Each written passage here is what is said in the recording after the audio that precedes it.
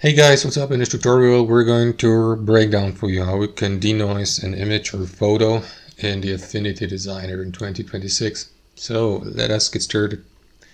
Alright, so in the first step, navigate to your design or document here on Affinity, then select your image, may position it using the image place tool here. I have already done that, so left click into your image, click into pixel at the top and hover your mouse over filter.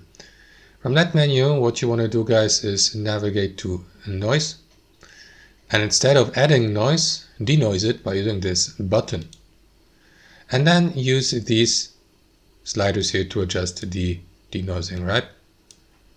So you can use the luminance detail here, the luminance contribution.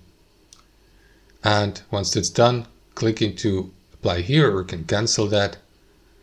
So let me apply these changes, and that's how you denoise images and photos in the Affinity Designer in 2026. Thanks for watching and have a wonderful day.